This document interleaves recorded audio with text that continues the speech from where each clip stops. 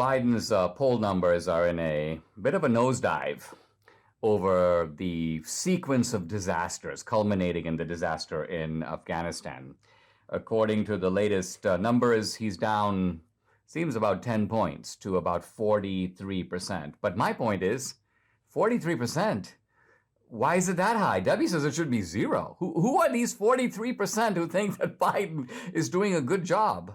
Are they even paying attention to Biden? Or is it simply guys who are like, well, I got my welfare check, so I think I'm okay with this guy. As long as it keeps coming, I don't really care what happens in the world. Is it that? Is that what's going on? Are people actually positive on what Biden is doing? They like to see Americans and allies hanging out of planes. They like to see people plummeting to the ground. They like to see the Taliban going door to door with a list, with an America-provided list, killing Americans and or targeting Americans and killing Afghan allies, interpreters, translators, people who helped America in any way. Here's a very interesting article by Bree Dale of the Epoch Times. It's an exclusive based on actual audio recording. The Taliban sent an audio to Afghan civilians, and here's what it says. Very kind of chilling. We received every single list of the Americans. They're referring to what we meaning Biden, gave them.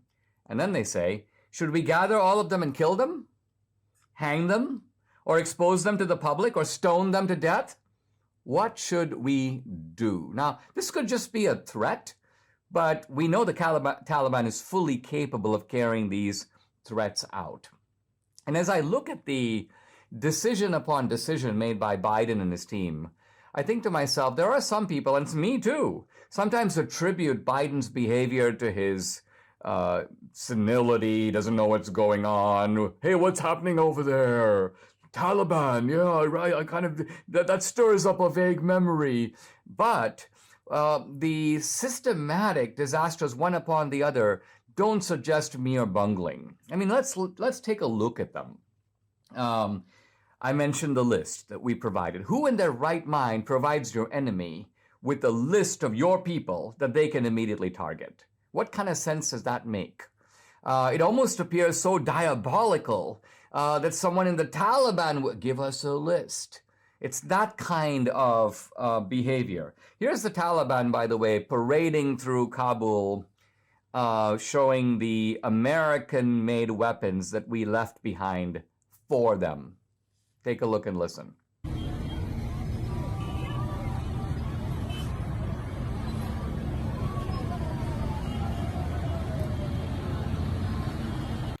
So here we see the Taliban in trucks and Humvees, all this weaponry that we could easily have taken with us, or let's say we didn't want to take it. Let's say we couldn't take it.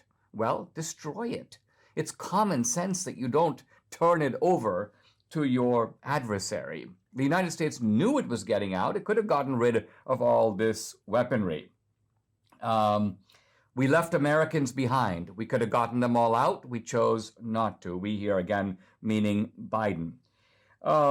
Very interestingly, we could have controlled Kabul and completed the American airlift. The Taliban met with the United States and said this. This is, by the way, according to McKenzie, the commander of U.S. Central Command. He spoke with Abdul Ghani Baradar, the head of the Taliban, and the Taliban said this: we, the Taliban, can take Kabul by force, or we can let you, America, control Kabul while you get your people out. And guess what? The Biden people chose option A. The Biden people said, we'll keep the airport. You can fight over the city. We don't really want the city. Wow. So we actually created the conditions for this disaster. This is almost like an orchestrated disaster. It's like an architect who's trying to detonate a building and they take all the steps to blow it up.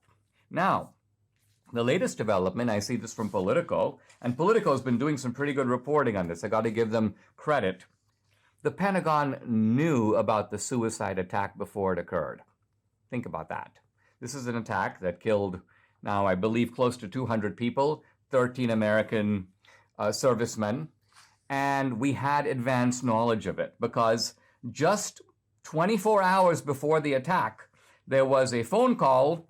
Defense Secretary Lloyd Austin was on it.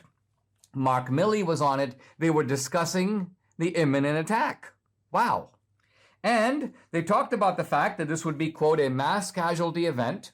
So they knew it was going to be a very destructive attack. They knew where it was going to occur, at the airport. They even knew which gate it was going to occur at, the Abbey Gate. So they had very good intelligence, it seems. And what did they do? In a sense, nothing. And what I mean by that is they had decided, let's try to, quote, close the Abbey Gate. But they didn't do it. Was this sheer incompetence? You can't close a gate? You actually know that there's going to be a disastrous attack. You know in advance. And you don't take the reasonable steps. I mean, this goes beyond negligence. If I knew there's an attack coming on my home, my family is going to be in danger, family members are going to be killed, and I decide, well, I think I better lock the door, set the alarm, have my cell phone on hand, and then I decide, well, I don't think I will. And I might have some reasons for not doing it, like I can't find my cell phone right now, or, I got to walk over to the door, or I've forgotten the code.